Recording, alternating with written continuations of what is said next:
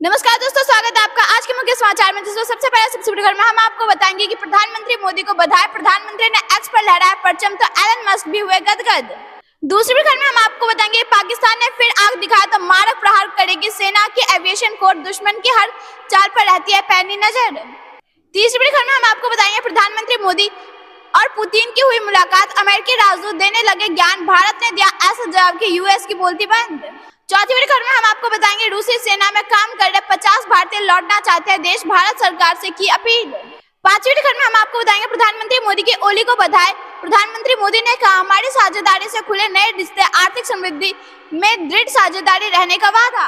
जी हाँ दोस्तों, इसी प्रकार की कई खबरों को बताएंगे विस्तार से, लेकिन उससे पहले अगर आपको भी प्रधानमंत्री मोदी पर भरोसा, आप यह समझते हैं प्रधानमंत्री मोदी के नेतृत्व में भारत नई ऊंचाइयों को छू रहा है तो वीडियो लाइक और कमेंट में लिखिए जय हिंद जय भारत। रुक करते पहली बड़ी खबर की तरफ। प्रधानमंत्री मोदी को बधाई। प्रधानमंत्री ने एक्स पर लहराया परचम तो एलन मस्क भी हुए गदगद। जी हाँ दोस्तों, हम आपको बता दें कि प्रधानमंत्री नरेंद्र मोदी दुनिया भर के नेताओं में सोशल मीडिया प्लेटफॉर्म एक्स के बादशाह हैं। प्रधानमंत्री मोदी अब दुनिया में सबसे अधिक फॉलो किए जाने वाले नेता है। इस बीच मशहूर अरबपति और एक्स के मालिक एलन मस्क ने प्रधानमंत्री मोदी को एक्स पर दुनिया में सबसे अधिक फॉलोअर वाले नेता बनने पर बधाई दी है। हम आपको बता दें कि प्रधानमंत्री नरेंद्र मोदी के एक्स अकाउंट पर 10 करोड़ से अधिक फॉलोअर हो गए हैं। टेस्ला के सीईओ एलन मस्क ने टैग कर प्रधानमंत्री नरेंद्र मोदी को सोशल मीडिया मंच एक्स पर दुनिया के सबसे ज्यादा फॉलोअर वाले नेता बनने पर शुक्रवार को बधाई दी। एलन मस्क ने एक्स पर एक पोस्ट में कहा कि प्रधानमंत्री नरेंद्र मोदी को दुनिया में सबसे ज्यादा फॉलो किए जाने वाले नेता बनने पर बधाई। सोशल मीडिया मंच एक्स पर 10 करोड़ फॉलोवर होने पर प्रधानमंत्री नरेंद्र मोदी ने एक पोस्ट में कहा था कि एक्स पर 10 करोड़ फॉलोवर इस जीवंत माध्यम पर आकार और चर्चा, बहस, अंतर्दृष्टि, लोगों के आशीर्वाद, रचनात्मक आलोचना तथा बहुत कुछ का हिस्सा बनकर खुश हूँ। भविष्य में भी इसी प्रकार से लोगों से जुड़े रहने को उत्सुक हूँ। दोस्तों, अगर आपको भी प्रधानमंत्री मोदी पर भरोसा तो वीडियो लाइक और कमेंट अपनी राय जरूर बताइए। अगली बड़ी खबर की तरफ। पाकिस्तान ने फिर आग दिखाई तो मारक प्रहार करेगी सेना की एविएशन कोर, दुश्मन के हर चाल पर रहती है पैनी नजर। जी हाँ दोस्तों, हम आपको बता दें कि कारगिल युद्ध के दौरान अग्रिम मोर्चे पर लड़ रहे सैनिकों के लिए रसद की आपूर्ति करने वाली भारतीय सेना की एविएशन कोर अब आक्रामक भूमिका में आ चुकी है। पाकिस्तान ने फिर आग दिखाई तो यह घायलों को निकालने और तोपखानों पहुंचने के साथ यह हेलीकॉप्टर दुश्मन के ठिकानों पर मिसाइल बरसाने से नहीं चूकेंगे। कारगिल के 25 साल के बाद अब सेना की एविएशन कोर लद्दाख में कई गुना मजबूत हो चुकी है। भारतीय सेना के बड़े में एडवांस हेलीकॉप्टर लांसर एवं रुद्र अब दुश्मन पर मारक प्रहार करने की इसकी क्षमता रखते हैं। निकट भविष्य में कोर में शामिल हो रहे AH-64E अपाचे लड़ाकू हेलीकॉप्टर भविष्य की चुनौती के संदर्भ में हमारी तैयारी को मजबूती देगा। सेना ने जोधपुर में अपना पहला अपाचे अटैक स्क्वाड्रन बनाया है। 1999 के कारगिल युद्ध के दौरान दुश्मन की गोलीबारी के बीच कोर के साहसी पायलटों ने 18,000 फीट ऊंची चोटी पर 2500 से अधिक उड़ानें भरी थी। ये हेलीकॉप्टर हर समय दुश्मन की निगरानी में भी रहते हैं। दोस्तों, अगर आपको भी भारत की सेना पर भरोसा है, आप भी ऐसा मानते हैं कि भारत की सेना एक एक आतंकवादी को चुनकर मारेगी तो वीडियो लाइक और कमेंट अपनी राय जरूर बताइए। अगली बड़ी खबर की तरफ। समंदर में बढ़ेगी भारत की ताकत, एडवांस जहाजों का बेड़ा रखेगा दुश्मन पर नजर, सरकार खर्च करेगी 70,000 करोड़। जी हाँ दोस्तों, हम आपको बता दें कि भारतीय नौसेना दिनों दिन आधुनिक होती जा रही है और इसमें सबसे बड़ा हाथ रक्षा मंत्रालय का है। मंत्रालय लगातार नौसेना को एक से एक बढ़कर अत्याधुनिक जहाज मुहैया करा रहा है ताकि दुश्मन से लोहा किया जा सके। इसी कड़ी में रक्षा मंत्रालय भारतीय नौसेना के लिए नए वॉरशिप या युद्धपोतों निर्माण के लिए 70,000 करोड़ रुपए का बड़ा कॉन्ट्रैक्ट देने वाला है। एक रिपोर्ट के मुताबिक वर्तमान में नौसेना के लिए नीलगिरी क्लास के जहाजों का निर्माण किया जा रहा है। इसी सीरीज को आगे बढ़ाते हैं इन अत्याधुनिक युद्धपोतों का भी निर्माण किया जाएगा। स्टील्थ फ्रिगेट में स्वदेशी उपकरणों को लगाया जाएगा जिसमें स्थानीय रूप से तैयार किए गए control system, BrahMos cruise missile, anti submarine हथियार और इलेक्ट्रॉनिक वॉरफेयर सिस्टम शामिल है। रक्षा मंत्रालय के जरिए जो कॉन्ट्रैक्ट दिया जाएगा उसे प्रोजेक्ट 17B तौर पर जाना जाता है। बताया कि प्रोजेक्ट 17B के तहत युद्धपोतों के निर्माण का कॉन्ट्रैक्ट हासिल करने वालों में सरकार के स्वामित्व वाले 2 शिपयार्ड्स आगे है। इसमें एक मझगांव डॉक यार्ड्स लिमिटेड और दूसरा गार्डन रिच बिल्डर्स या इंजीनियर्स है। दोनों यार्ड वर्धमान के प्रोजेक्ट 17A के तहत फ्रिगेट का निर्माण कर रहे हैं। दोस्तों अगर आप ऐसा मानते हैं कि भारत की बढ़ती ताकत देख दुश्मनों के छूटेंगे पसीने तो वीडियो है लाइक और कमेंट अपनी राय जरूर बताइए। रुक करते हैं अगली बड़ी खबर की तरफ। राजौरी में दिखे संदिग्धों की हलचल, पिछले कुछ दिनों से दिख रही गतिविधि, जवानों ने तेज किया सर्च अभियान।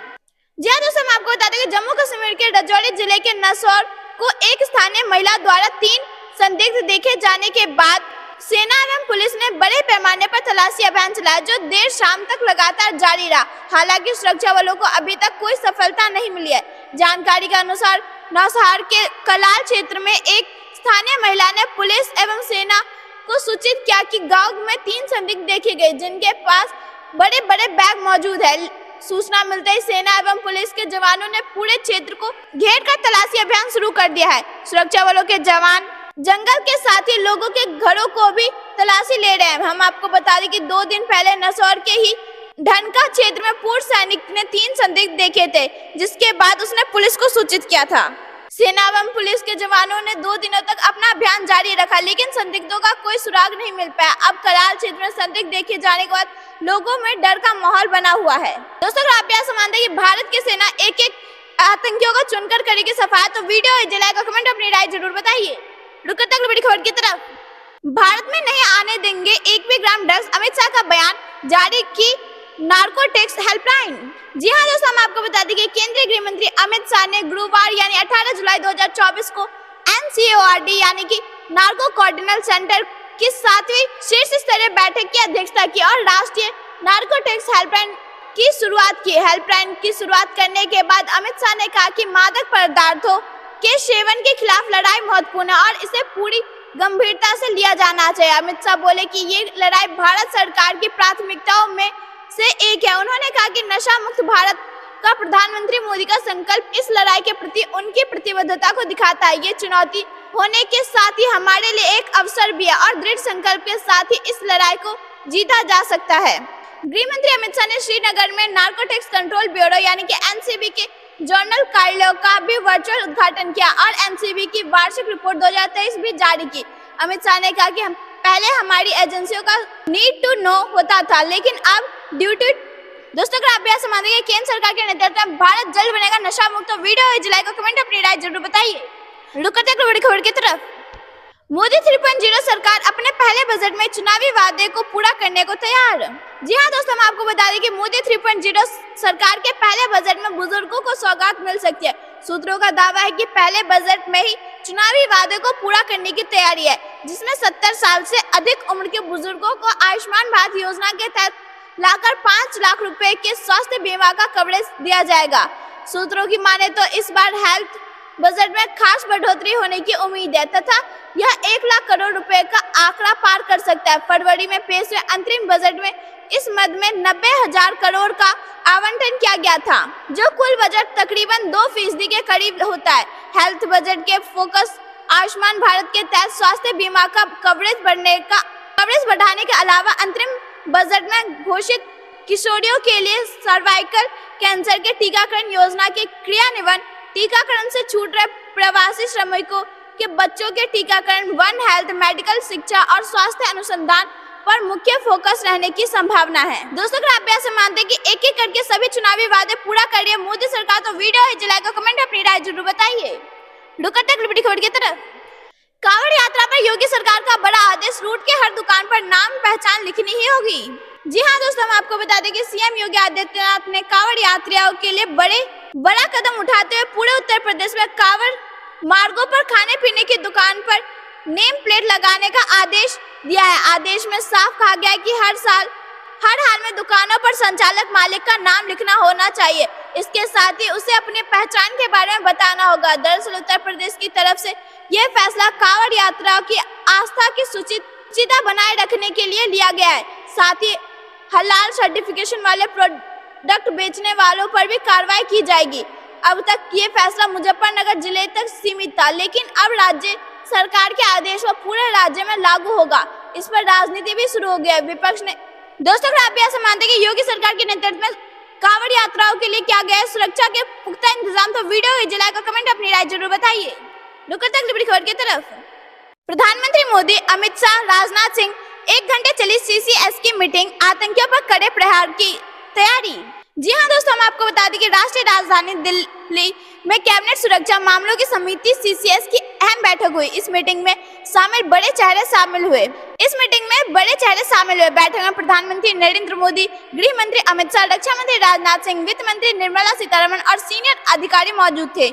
सूत्रों के मुताबिक CCS की यह बैठक काफी लंबी चली और इस दौरान जम्मू में बढ़ रहे आतंकी हमलों पर भी विस्तार से चर्चा हुई। हम आपको बता दें कि पिछले कुछ दिनों से जम्मू कश्मीर के लगभग अलग अलग इलाकों में आतंकी घटनाएं सामने आई हैं, जिनमें कई जवान भी शहीद हुए। जानकारी सामने आई है कि अब सरकार आतंकवादियों पर बड़ा प्रहार करने की तैयारी में है। घाटी में हुए हमलों में सबसे लेटेस्ट डोडा का मामला है। आज सुबह जम्मू कश्मीर के डोडा जिले के कश्तीगढ़ इलाके में सुरक्षा बल और आतंकवादियों के बीच मुठभेड़ हुई। घाटी में आतंकी एक बार फिर सक्रिय हो गए। जम्मू कश्मीर पुलिस ने कहा कि डोडा के कश्तीगढ़ इलाके में मुठभेड़ शुरू हो गई है। अधिक जानकारी आना अभी बाकी है। सूत्रों के मुताबिक मुठभेड़ में सेना का एक जवान घायल हुआ है। जम्मू डिवीजन में डोडा में 1 महीने के अंदर आतंकियों के साथ मुठभेड़ की छठी घटना है। अधिकारियों ने बताया कि इस मुठभेड़ में 5 जवान गंभीर रूप से घायल हो गए, जिन्हें इलाज के लिए अस्पताल में भर्ती कराया गया। मंगलवार सुबह इलाज के दौरान सभी ने दम तोड़ दिया। अगली बड़ी खबर की तरफ, भारतीय नौसेना का INS तेग बना समुद्र का शाहजहां, ओमान तट पर डूबे 13 भारतीयों में से 8 को खींच लिया जिंदा। जी हाँ दोस्तों, हम आपको बता दें कि ओमान तट के नजदीक डूबे 13 भारतीयों समेत 16 लोगों की जान बचाने के लिए मिशन पर निकला भारतीय नौसेना के INS तेग ने समुद्र में झंडा गाड़ दिया है। तेजी से चलाए गए रेस्क्यू मिशन में INS तेग ने 13 भारतीयों में से 8 को जिंदा बचा लिया है।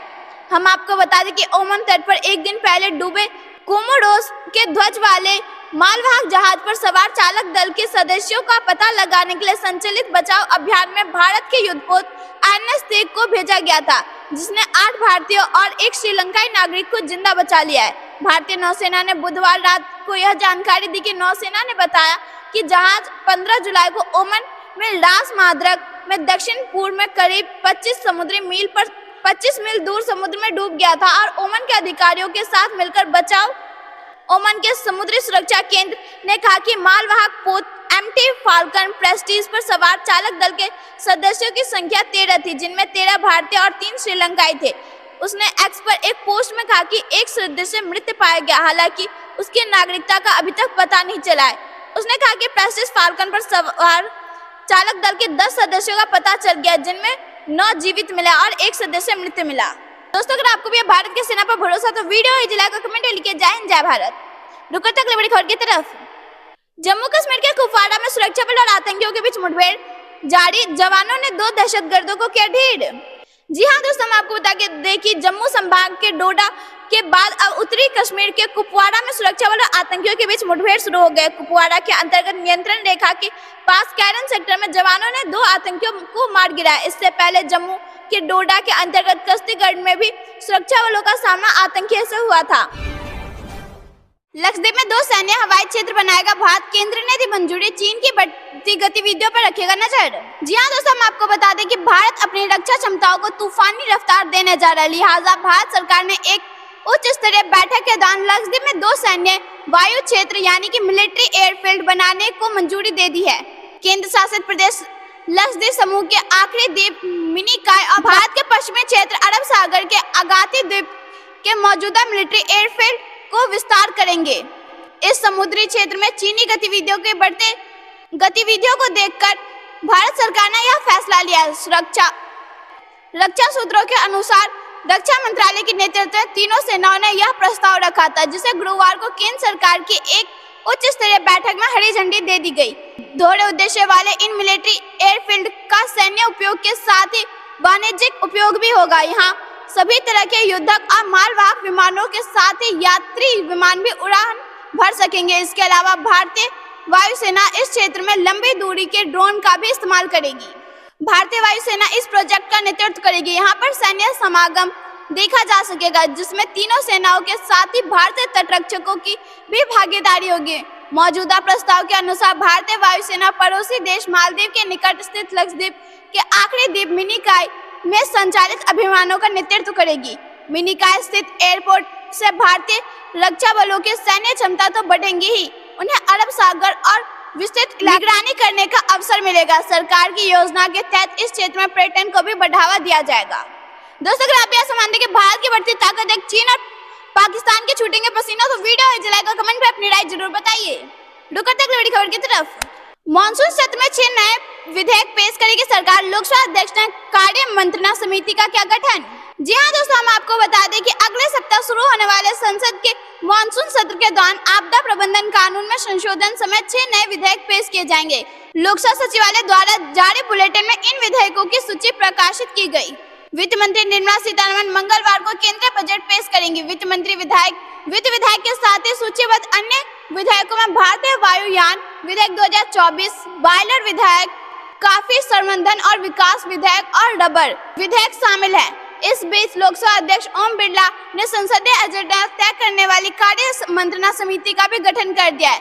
लोकसभा अध्यक्ष की अध्यक्षता वाली समिति में सुदीप बंदोपाध्याय, पीपी चौधरी, लव कुश देवरालू, निशिकांत दुबे, गौरव गोगोई, संजय जायसवाल, दिलेश्वर कामत, प्रतिहरि मेहताब, दयानिधि मारना, बैजंता पांडा और वन सावंत, के सुरेश, अनुराग ठाकुर और लालजी वर्मा सदस्य बने हैं।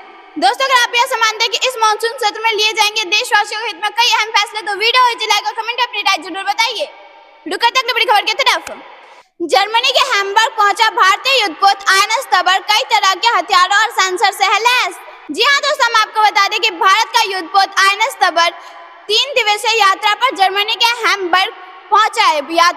यह यात्रा दोनों देशों के बीच रक्षा सहयोग बढ़ाने के व्यापक प्रयासों के तहत की गई है। भारतीय नौसेना ने कहा कि भारत और जर्मनी के बीच साझा मूल्य, लोकतांत्रिक सिद्धांत और वैश्विक शांति एवं सुरक्षा के प्रति प्रतिबद्धता की नींव पर बने रिश्ते। यह जहाज कई तरह के हथियार और सेंसर से लैस है और भारतीय नौसेना के सबसे शुरुआती स्टील्थ फ्रिगेट में से एक है। आईएनएस तबर भारतीय नौसेना के पश्चिमी बेड़े का हिस्सा है, जो पश्चिमी नौसेना कमान के तहत मुंबई में स्थित है। भारतीय नौसेना ने कहा कि जहाज के हैम्बर्ग से रवाना होने पर दोनों नौसेनाएं समुद्री साझेदारी अभ्यास भी करेंगे। जहाज की कमान कैप्टन एम.आर. हरीश के हाथ में है।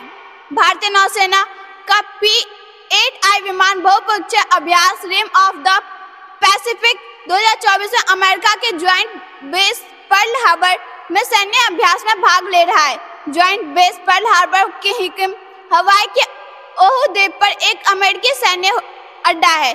बहु अभ्यास के दौरान अमेरिकी सेना और अन्य भाग लेने वाली नौसेना के साथ एंटी सबमरीन मिशन के अंजाम देने के बाद भारतीय नौसेना P-8I को joint base harbour Hickam airfield Hawaii में उतरते हुए देखा गया।